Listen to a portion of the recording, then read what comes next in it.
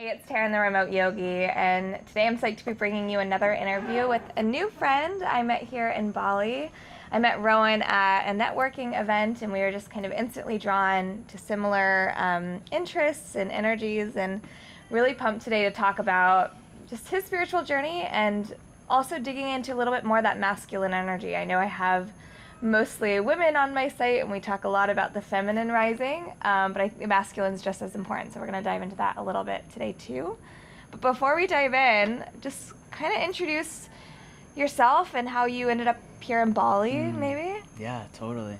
So yeah, I'm Rowan, and I have been in Bali for I guess a couple months now, since December. I don't know when this is coming out exactly, but yeah, and I've just been here with my best friend Theo, and just diving into a lot of different projects, and also just the inner journey, which it's like sometimes it can just be hard to explain, like what exactly is that, and logically, linearly, and that's something that is a little bit, just deeper in general. But I really believe that, for me, and I've seen it in my own life, like when I focus on my own evolution and myself, like it just changes every other part of my life, because that's really the common denominator. And so that's just a really big focus, is my own work, which we were just talking about that, and just how deep I am in my own process right now, and my internal stuff, along with like the external, projects I'm working on, business stuff, and everything with, redefining masculinity, and just everything that is part of the journey as well. I think that's just part of Mother Bali, I'm learning, is that like you might think you're coming here for something, but she's gonna crack you wide open and get you loud and clear. So I'm experiencing a lot of that as real. well. What kind of got you started on the whole spiritual journey then? Yeah, going right off into the deep stuff. I guess what really happened was, I guess the beginning of that journey was really going through about 7 years of really deep darkness and depression. And around I was 10, and those were when I had my first thoughts about killing myself. And then from there, I just kind of spiraled unconsciously, not knowing where I was going, and just feeling incredibly lost. And it wasn't until I turned 17 that I started kind of pulling out of it. And even then, still took some time, and it's obviously the journey still comes up, right? Yeah, it's still unfolding, but really that was a massive catalyst, and really now I can really see it and be able to say, like, it was the greatest blessing and gift that I've ever been given, was that darkness and that time period of just pain and suffering and just complete aimless lostness, and all those feelings that come up. And I really see that as one, because it's been my deepest teacher. It's been my greatest teacher. And also, it's just allowed me to connect with so many people, because I know that I'm not alone in that, although I thought that for a really long time. Yeah, that's like the illusion of depression. And I think also, like, you kind of touched on, I don't remember the exact word you just used, but kind of the emptiness. Like, people oftentimes associate depression with this, like, unending sadness. And to me, it wasn't even sadness at all when I started around 11, same. And it was just this, like, nothingness. It was like, I want to feel something. It wasn't even it felt sad. I just felt nothing. And that, like, it's so hard to explain that to other people. Yeah, for real. Seriously. That is the feeling. It's this, like, heaviness in my heart was a lot of the experience, and also that numb, like, void. Yeah. The abyss. Yeah. That is here and present. And you're like, and I'm supposed to be, like, here having a human experience, and all these people around me seem to be having, like, a wave of emotions, and I'm sitting here like nothing's happening. But it's also interesting, on my kind of spiritual journey, I've learned a lot about, like, depression in young children is usually like a sign of us just being at such a frequency that we're receiving so much information so quickly, and our young brains can't handle it, and so we just turn it all off, and we're like, this is too much. And so when we can get through that fog, we tend to be those people who, like, end up on that path of spirituality and really, really connecting. But you have to go through that, like, this is too much first, right? Seriously. Yeah, so true. So what was kind of like your baby steps into the spiritual journey, or did you just jump in? Yeah, I mean, it did a lot of, it's very interesting because there is a part of me that wants to say, like, oh yeah, like I pulled myself out there, like self-made, self-taught, self-everything. But really, like, when I look back, I'm like, did I pull myself out of that? And there's, like, the big question. And for me, it's not even a question. It's like, I don't even believe that it was me. Like, something else, I don't have an idea or a label for what that is, but I know it was not me, and I know that there was something there that was allowing me to experience that, like all the pain and the darkness, and then brought the shifts and brought everything. But tangibly, what that looked like was, yeah, I mean, to give a little bit more idea of what that looked like, my life was falling apart in just pretty much every area. In school, it's falling up, just everything was a mess. Teachers didn't like me, just getting in a lot of fights and just in a lot of shit, abusing a lot of drugs with my friends, as typical high school stuff. Oh, I relate. Yeah, and just partying a lot and in toxic relationships. Family life was a total mess as well, and I just was not showing up as the person that, like, deep down I knew I was, and I was just trying to be somebody else. And where that comes from was this wound within me that happened at a very young age, but basically the shift where I told myself that it was not safe to be myself, that I had to be somebody else to be accepted, and I had to be somebody else to fit in and belong in the modern world.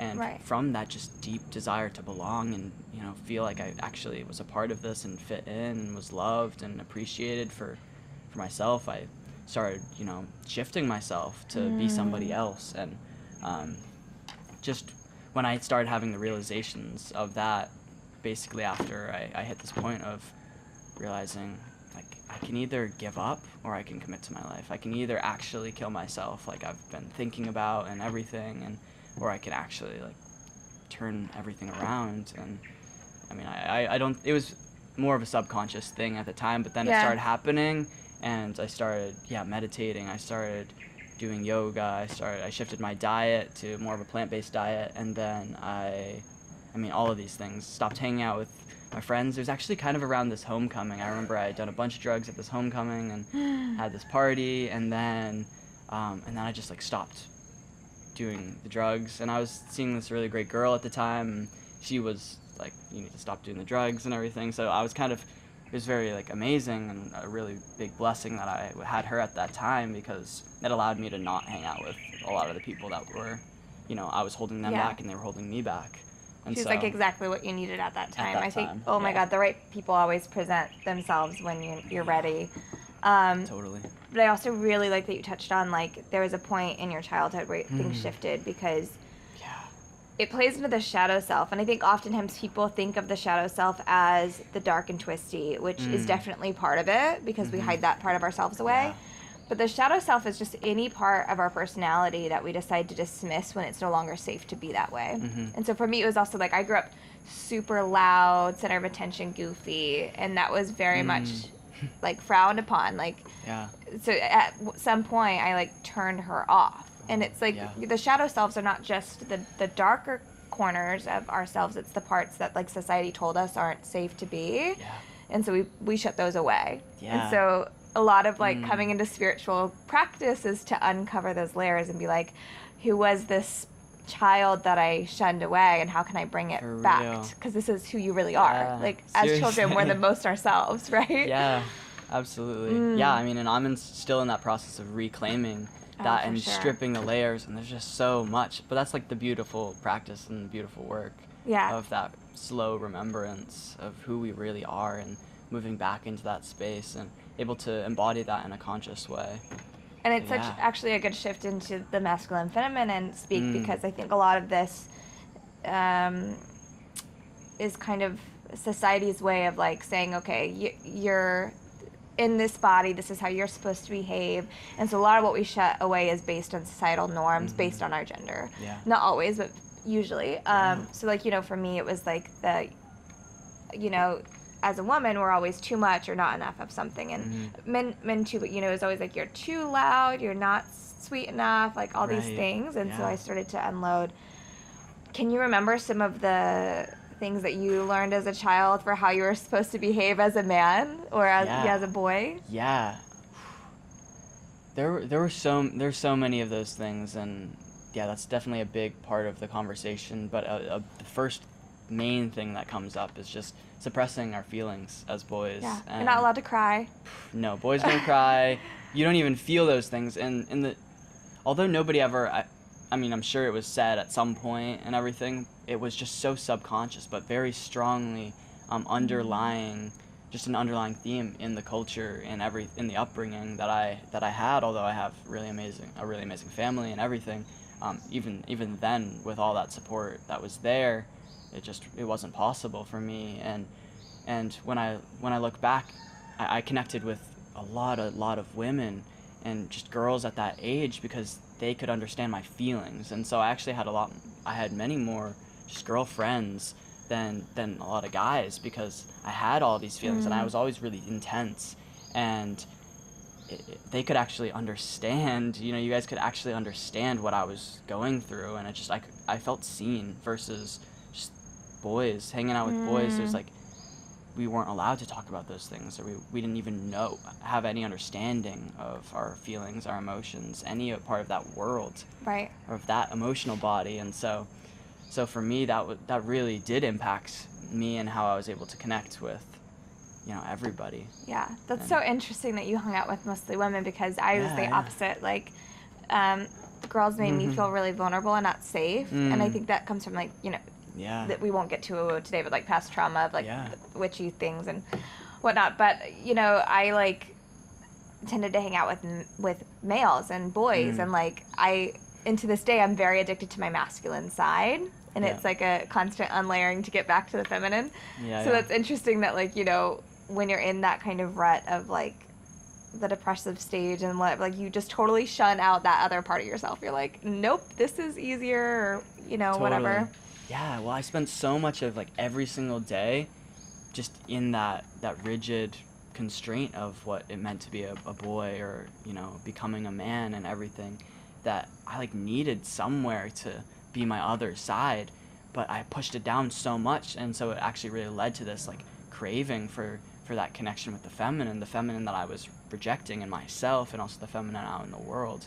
And so there's a lot around that, and looking back, just seeing how that played a part in my life, and it really it didn't start to get healed in any way until I started accepting the feminine in myself and started feeling, and then letting out and expressing my feelings in a healthy way, because before I just bottle them up, and I'd have so much, and it would just fill up, and then it would kind of just burst out, and it was angry and just kind of explosive like a volcano. And it just came out at my family and friends and people. Anybody who was around that was close to me, and so that was really intense. And that fiery part of myself, I just had no understanding of it, no idea how to just understand what it was trying to say to me the entire time. And because we're not taught anything about our emotions, of course I wasn't going to be able to understand that. And I think there are a lot of boys and men right now that are in that same position or have gone through similar things. Yeah. And I also think that it's nice that you also touched on the fact that you had to accept the feminine in yourself, because oftentimes we get in these mindsets that well, I'm female, so I need to accept the feminine in my life, when there's a lot of women that need to invite more of the masculine in, and men needing to invite more of the feminine in. It's it's not one or the other. It's very much a blending, and I think everyone is on a spectrum as far as how much of both that they need in their lives. And it's ever changing. There are phases where you're going to need more of one or the other, and just kind of being aware. Describe a little bit more about what the divine masculine means. So kind of reframing this masculine image. Ooh, that's a really, really great question. Yeah, what is masculinity really to me? There's a lot of things that it's not. Yeah, let's start there. What is it not? It's definitely, I would bring it down to two concepts of fear and love, or truth. And I think that what we have seen so much of as masculinity is actually really fear-based, and I don't actually see that as masculinity. Although men, to be fearless isn't actually a reality, although I think it's a great thing to strive for and everything. We're always going to have that animal part of ourselves that does have fears and does have things that come up, and that's completely okay. It's like the brain, how it's created to work. Yeah. But I think, one of the big old paradigms of like masculinity is actually really fear-based. It is, I need to be a certain way to be accepted, to fit in. I need to like, care so much about my appearance. Obviously there's a level of healthy level, and then there's like the, wow, I'm obsessed with, and dependent on other people and their validation. And so there's a lot of that. There's a lot of control that happens from that place of, I'm afraid of, this person not being with me anymore. I'm afraid of being actually myself, and I'm going to just try to fit in. I'm really speaking about my own experience and everything that I was going through, of course. And just that fear paradigm of letting, just worrying so much and hiding instead of actually being who we really are. And sometimes usually that means being different than our ideas of masculinity and our ideas of who we need to be in the world, So I'm just like thinking about some of the king cards in my tarot deck, which is just funny. This came up, but like a lot of the times they talk about how the kings are these like super strong, protecting warriors of their family, and at the same time they're the caregiver warriors as well. So like they have this role where they're like, I'm going to protect and fight for my family, and at the same time I'm going to be the loving, nurturing father that I need to be to my people. And totally. Like that's both masculine, and I think oftentimes we think of that other half as a female thing, that like only women are allowed to be nurturing and protecting, and that's not it, right? Totally, absolutely. I mean, and I'm sure like I hope everybody who's listening to this is going to understand that we have both within us, both masculine and feminine. And there's this amazing book on masculinity in particular called King, Warrior, Magician, Lover. I don't know if you've heard of it, but it's just really incredible. And I think there is one about women, and it's very similar, maybe with Queen instead. But it's basically just talking about the archetypes of a man. And I really see that the king and the warrior are what we would look out, and we'd really see them as, those masculine values and virtues and the way of being. And so what that looks like to me is like the king is of service, and it's not about himself, it's about the other. And also just leadership, stepping up in our lives and realizing that, these are our people, this is our world, not like my world, but ours. And that we it's, we're living right now, and now's our time to step up and to be who we really were born to be. And so the warrior would be the courage and also the purpose. And I think purpose is really important in that, in defining masculinity, because you can have courage and you can be a warrior and you can, just destroy and just be that, Shiva destruction energy. And without purpose, without that like conscious intention behind it, and deep understanding and connectedness within ourselves, you don't have a real true warrior. You don't truly have that energy. And so I think when we talk about masculinity, really like that's really the essence of true masculinity. And also there's like, what does the feminine look like in the masculine? Which I see, and obviously there are feminine and masculine sides of even all of these, but the magician and the lover, which have to do with creativity and expansion and like the growth and the connectedness with and like the the other intellectual worlds. part of the man as well. Like I think sometimes in our world we really focus on like the physical and the strength and like the doing, but also the man's super intellectual and logical, more so than us women, right? And so like thank God for that. Like we as women have the ability to really think in a more emotional realm, and that's great, but like sometimes we need that masculine space, like my boyfriend, to come in and be like, you're not being logical right now, and I have to be like, thank you. Totally. So like there's that thinker element and the creator. Absolutely. Yeah, it's balancing that left brain and right brain 100%. Yeah. It's never 50-50, but it's just finding what flows in the moment, and that's changing for me like the last couple months have been very masculine, and I'm just like feeling this massive shift, and even my energy is different than like even last week and the week before, simply because I'm like really needing to tap in more and just bring presence and just surrender into my life, which is not my strength, which I think we were talking about last time. I know, I was about to say, that is actually my intention for this moon cycle, but I'm really struggling with it. And I was talking to my coach last night, and I, you know, for me, I define the masculine in my life as this need to constantly do and perform, and like, it's this belief that like if I'm not working hard enough, I'm like not doing or being enough. And so right now I'm trying to lean more heavily into my feminine, which for me looks like the art of being, and like just allowing myself to like enjoy a ceremony without working. And it's very hard. It's not a natural thing for me. I've really leaned into the masculine energy. So just for like people at home who are like, I don't know what it means to like lean on my masculine or feminine. So like in today's world, we're in a very masculine based society. It's just like part of the world. It's this like fight, do, like how much can we perform each day, right?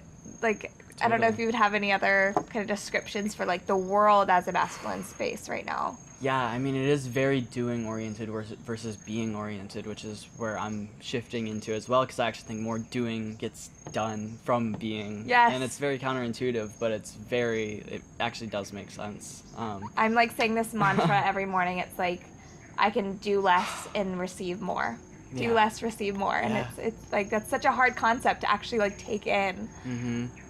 Yeah, and I think a lot of, you know, what I see in the world, it is very controlling. Like, you know, like I need to do these certain things to get these certain results, and it makes a lot of sense logically, but there's a lot of, and once again I'm talking about like things that I've been working through recently, realizing how much trust I have in myself to create the results I want in my life, but I have no trust in the world around me to bring that to me and to give that to me, and realizing that it actually wants to give that to me. It actually is like wanting to actually like make love with me, and I've just been so focused on outward, like making love with the world, giving my love out into the world and everything out, but realizing like, wait a second, like I also get to receive and feel and allow myself to like enjoy it all, which is what I was realizing. Whoa, I'm really lacking this. I'm in Bali in this amazing place. It's that kind of dream life. I feel really like externally on paper when I like write it down, or I'm talking to my family or something, I feel like wow, I sound really good. And then internally I'm like, whoa, still I feel like something's missing. I still feel unsatisfied. I still feel unfulfilled in some way. And then you feel guilty about feeling that way too. Like I you know, I have this amazing life of traveling the world. Like it's really great. And there's still moments where I'm like down about how lonely I am, and down about like how I'm in this cool location and I haven't gotten away from my computer for more than an hour, like, or whatever it is. And it's like, stop and freaking enjoy what's happening around me. And it's so hard to do when it's like, but like I've got things to do. I've got my to-do list that's never ending. I've got these imposed expectations for timelines, and like, you know, no one else is leaning on me to do this. It's all self-imposed, you know? And even my, like, I've just been noticing my even inability, that is absolutely shifting, but this inability to even be present and let it all go. Like, I've just been so focused. I either need to get it all done and then I can relax, and then I can feel like I can be at peace or just enjoy things. But like, what a big shift for me is actually, it's kind of this principle of priority, and I'm pulling this from a really amazing book called The War of Art by Stephen Pressfield. And he talks about this principle of priority, where it is, it's like, you know what is urgent and you know what's important, and you do what's important first. It's like all this urgent stuff, even like all my business stuff and everything that I've just been, you know, putting first and making money and doing these things and wanting to help other people and everything. I've just been putting that so first, and because it's been more urgent, or I need to keep this thing going, and I have been denying myself, like filling myself up and enjoying and even taking that time in the morning. Like I just jump right in. I wake up, you know, like 5:30 or 6 a.m. every single day, and then I'm just diving right into, you know, work, also because I'm working with like California and Yeah. East Coast time zones and everything, and like I'm like, wait, I actually don't even need to do that. I can do that after, and that's okay for right now, and honor that, and be like, all right, those things are all really important, and I don't need to drop them off completely, but it's not sustainable if I'm not taking care of myself. And so I've just been in this just currently been in this big shift of like reevaluating and shifting and allowing myself to be more present with myself and be with myself, which then I'm realizing, whoa, like I've got a lot of there have been a lot of feelings that I've been pushing down just in that old pattern completely unconsciously. Yeah. That I didn't even realize were there, and they were trying to communicate something to me, like probably for a while. And then just ignoring that. So that's been big. That's been big for me. Yeah. Just always trying to find the balance and kind of removing ourselves from what is expected upon us from like the world and what we've created as like these shoulds. Like I usually notice if I'm saying I should be doing in my head, it's not actually my higher purpose or my higher good. Like when I can sit back and be like, wait, do I actually need to do this, or am I feeling like I should? And usually it's not needed, Totally. Yeah. Yeah. It's so big. So big. So I know you work with men, more trying to bring out this different perspective of masculine, whereas I'm working with women to kind of bring out their feminine. What does that work look like? Right now, I mean, the biggest thing that I would love to share with people, it's not really like I'm a part of it, and I'm so stoked to be a part of it. It's called the Rising Man podcast, and it's with a amazing friend and mentor of mine, Jedi Azuma, and he has this podcast, and I'm supporting him and a lot of the stuff that he's doing, and it's just it's redefining masculinity and what it means to be a man in the modern world, and like how we get to move forward to raise ourselves and rise together so that we can raise the future generations in a way that actually aligns, where you're not 10 years old thinking about killing yourself, you're not self-harming and abusing drugs and afraid to feel your emotions and not really connecting with true brothers, and actually being able to experience all of those things, like that gets to be the norm. And so I'm just a part of that, and I'm so young on the journey myself, and it's really valuable, and that's also something I'll really speak to for men and women is finding mentors and finding people who can teach us, and just by being in their energy field sometimes can bring a new part of us out, and alive and into the experience. And so for me, I definitely I do that for myself, and that is the biggest thing I would have to shout out is Jedi Azuma and the podcast and everything, and it's really it's really we'll link to off. it in the blog and everything sure. for sure. Well, and I like that you kind of talked about the men coming together, because I talk a lot about women's circles and like the power of women coming together, because this is what we used to do. We used to like bleed together at the same time, and we'd come together in these like really ritualistic type ceremonies. But the men would do that as well, in this like we're going to battle together, or like we're going to hunt together, and it was very much this like brotherhood working towards a common goal. Totally. And we've lost that. It's like there's so much competition between women, between men, and we've lost the unity. So I think it's so beautiful that like while women's circles are rising, men's circles are rising too, and it's so beautiful. It makes me so happy. Yeah, absolutely. And something that I think is really important to say is like, even though we have like these sides of men and women, I think it's beautiful to come together separately, because it just enhances us being able to come back together. Yeah, and then the unity circles that are happening as well, where men and women are being able to come in one space and share safely. Which is really powerful as well. So much, honestly, those are some of the most intense ones that I've been to. A lot happens there, and a lot gets healed. And really it's just, like, for me, a big intention of it, it's, like, I mean, I know that there are some people where it feels kind of like there's sides, like there's feminists and whatever it is for men, but like I totally see it. It's like we're doing this together. Let's come together. And this is a belief that I have that can sometimes be really controversial. And like before I dive into it, know that like I am part of the LGBTQ community. I understand there's a spectrum involved here, and I I love that.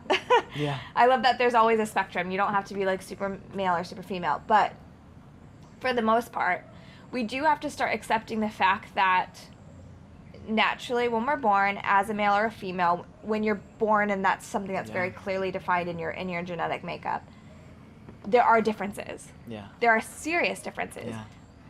And instead of fighting that, instead of trying to say, like, we are exactly the same, how can I keep up, how can I prove that I'm the same as you, start accepting the ways that we're different, because those are usually our power sources. Yes. You know? Like, as a woman, I go through a cycle every month where my hormones are shifting every day in a cyclical way that males don't have. Yeah, for real. Right? That's not to my disadvantage. No. When I learn how to work with that, that's to my advantage. I know that, like, there's a certain time of the month where I'm going to be super honest and I'm going to make the best choices based on, like, the hormones in my brain or the hormones happening in my body. I know that there's certain times of the month where, like, I'm going to be more critical.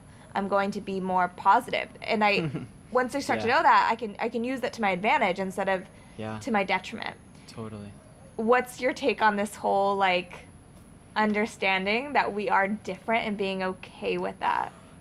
Yeah, with men and women in particular, or... Yeah, or, like, the spectrum, but, like, men and women in particular, this whole, feminist rights are saying, like, we are exactly the same, like, you're not better at us at anything, and vice versa. But to be frank, there are things that men are generally better at and things that women are better at, just based on our brains, the way that they work and things. I don't know. What's your take on that? Yeah, I mean, and even that extends over to, like, I mean, there are definitely there could be more masculine things, and there are definitely women out there that are better than me at, some of those things, and then vice versa. And I think just owning, just in general, bottom line is, we are all the same, and we are also all unique. And just owning that, and just having the awareness of that duality, of how both can be true at the same time. Like, I want to look out into the world, and it's truth for me to see everybody as the same, and to realize, like, oh, we're all in this together. We're all, just part of this greater whole and this organism that is, like, Earth. And we're just part of this, little piece of the puzzle. And the more we zoom out, the more we see, like, we're just on this little dot hurtling through space together. And to think we're so different and to get so caught up in our differences and everything is just kind of a waste of time. And then also, like, in the individual, like, zooming in more first person versus the third person, it's like, it's so powerful to recognize that we are different, and that, like, what makes us different, like you just said, those are where our gifts are. And that was something that I just didn't understand for so long. I wanted to fit in. I just wanted to be like everybody else, and I grew up in a family that was just different. And I also, realizing I kind of externalized it to my family, but really I always just felt different because I was different, and I still am. And that's even still something where I'm like, whoa, like, I even have this dream vision thing, and everything. I've created so many things that were in alignment, but also I'm realizing, oh, some of these weren't even necessarily my dreams. They were close. They were closer than the other route and everything, but that wasn't even really mine. I was still doing that, like, trying to fit in. And I think that just simply the deeper we can go into understanding our differences, and then owning them, like, yep, this is who I am, and then surrounding ourselves with people that will accept that and understand that, and won't be, feel attacked by you just simply being a little bit different. Yeah. And it's just insanely big. Yeah. So important. Yeah, and, like, just learning to accept the humanness, whatever that looks like. Yeah. Like, again, like, just going back to the male-female brain, in some ways, like, naturally as women, our brains are firing neurons, like, 7 to 10 times faster than males' brains, which is really great when, like, it comes to, like, things like multitasking. Women are capable of doing that slightly better than men. We can have multiple, like, internet tabs open. This is how I explain it the most.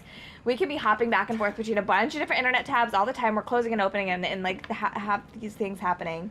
Men, for the most part, have one open.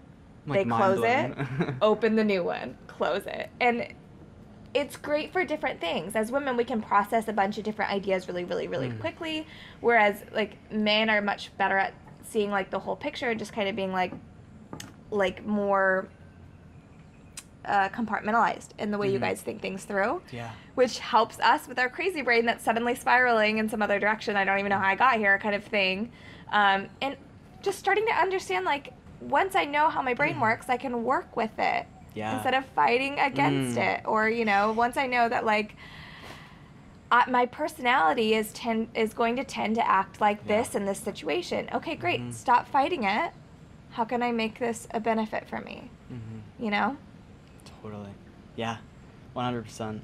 This world, I also see, because this just has been you could call it a masculine dominated world culture paradigm that we've existed in for so long. I am really seeing, you know, this rise of the feminine, and also the rise of, like, the real masculine, the actual masculine that can hold space for that, and be present for that. He's and like not the limit. protector of the feminine energy. Yeah, and hold space versus feeling threatened by it, which I think has even been, like, a big thing, like realizing, whoa, how powerful the feminine is, and how just strong and intense and amazing, and also, it's just extremely powerful to the point where it's like even the masculines, you know, you're like, whoa, like, how can I hold space for that if you haven't developed yourself, and if you haven't, like, if you're not really anchored into yourself. I really love the metaphor. There's a few metaphors that really tie in when it comes to masculinity and femininity, but, like, just the concept of that the masculine is like this ship with an anchor that has this, like, this depth in the sea, that can stay in one place, you know, for a long time, that depth and that focus. But then that the feminine is like the sea itself. It's the storm, it's the tides, it's the waves, and it's constantly changing, and it's just form itself, always in this, you know, fluid dance. And sometimes that's like this beautiful dance, and sometimes this is like this intense, destructive, Kali. I've got all that Kali energy in me. Yeah. And as men, I think we just haven't known what to do with that, or we've been afraid of that because it's, like, beyond even our own power to a degree. But I think the true man, like, can hold space for that. And that's, like, my, you know, what I challenge myself to do, and what I challenge every other man is, like, instead of trying to, you know, box the feminine in or anything, like, hold space for them to be exactly where they are, and just to be that presence, that, like, witness, and hold space for that. And I think it's just, that's a really good example of what it means, like, for a man to be, you know, in his power, in relationship to the feminine.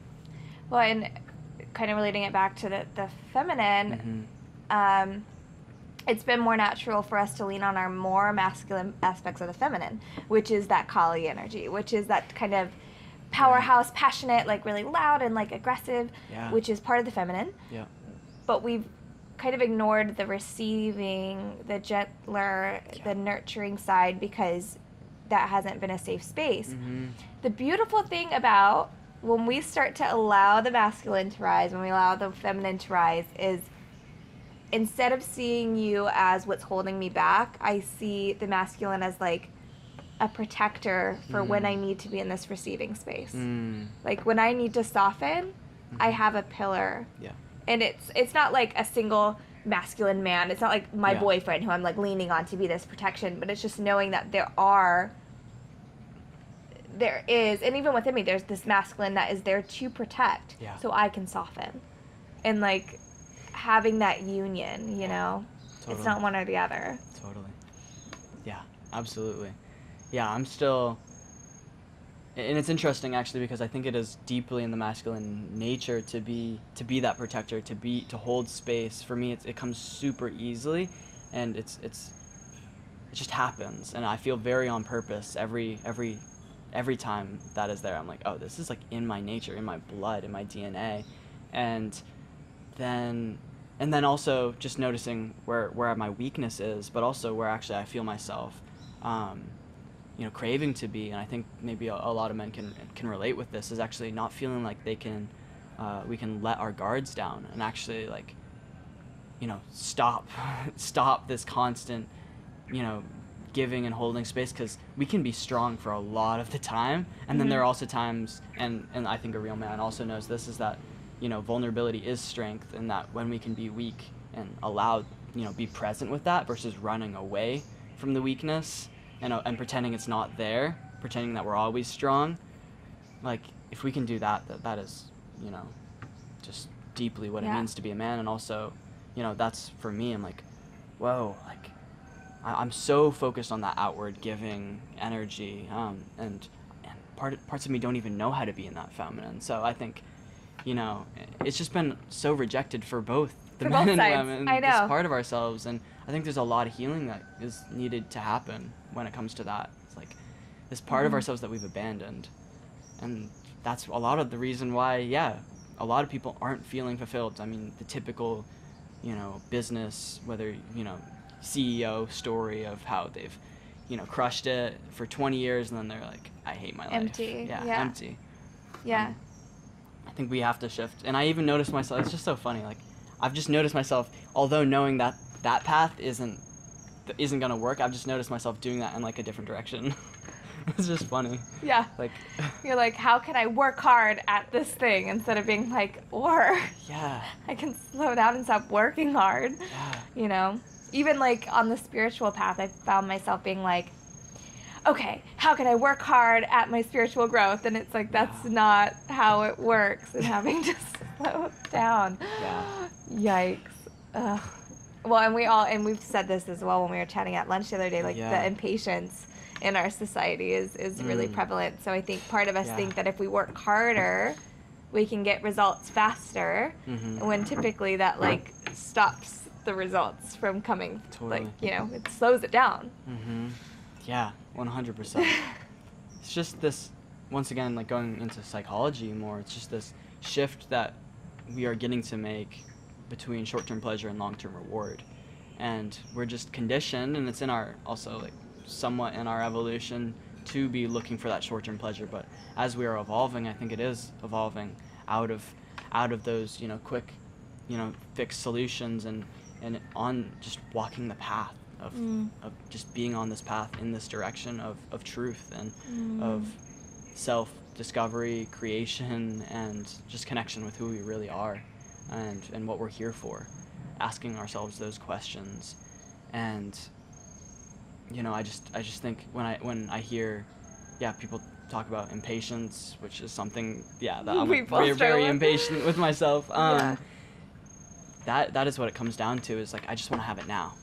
But really, even if I look, like, intellectually, I know, and deep down, I know, like, I wouldn't even want to have it right now. I want the journey. I love the journey. I wouldn't just want it to, like, have it and be over. Like, I love this. I'm addicted to this. I'm obsessed with this journey and this process of, you know, uncovering these things and everything. But, like, then when I'm in it in the moment, sometimes I'm like, wow, like, I just want to be there or something. Yeah, and that's it's because it's a lot of internal work.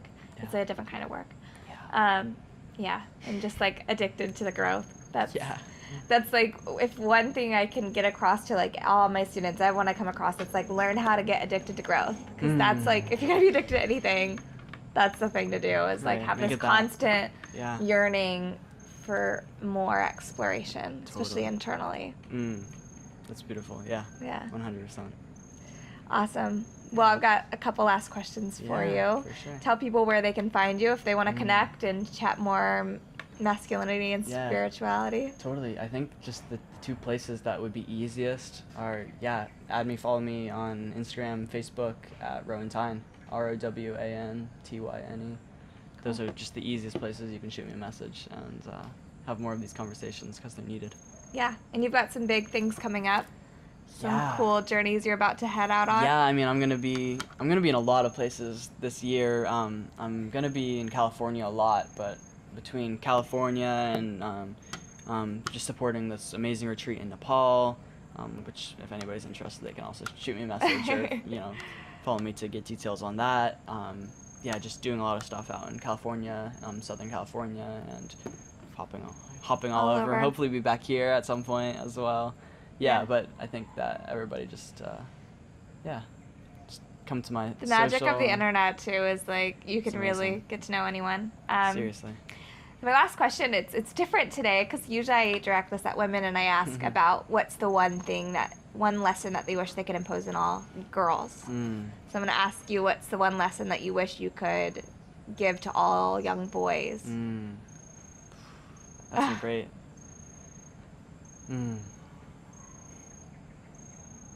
Just be yourself. Be yourself, not what the world, wants you to be, because the world actually needs you to be you. And if we just keep denying this, if we keep denying everything our feelings are telling us that we are, we're never going to feel fulfilled. We're never going to feel truly alive, which is what we all really want. We just want to feel alive and here and not numbed out and empty and confused and all of these things. And that comes from just the commitment to walk this path, to be ourselves and to give ourselves to the world. And just ask yourselves the uncomfortable questions. Yeah. And go there. And know that, like, you're going to be okay. Yeah. Your future self will hold you and be like, it was fine. Yeah, you're being carried. You're being carried. Beautiful. Yeah. That's so good. Yeah. All right, guys. Well, thank you so much for watching. I hope that this sparked some curiosity within you, like maybe how you can be redefining your feminine, your masculine. Comment below. I'd love to hear if anything triggered you, if anything felt like, a little controversial. Like, throw it in the comments. I'd love to chat it out. But make sure you're keeping up, doing lots of interviews coming up over the next couple months. But we've also got our yoga, meditations, lots happening on the blog, YouTube, Facebook, Instagram, The Remote Yogi. And I'm always here for you. Let me know if you've got any questions, and we'll see you next week. Thanks, everyone. Thank you.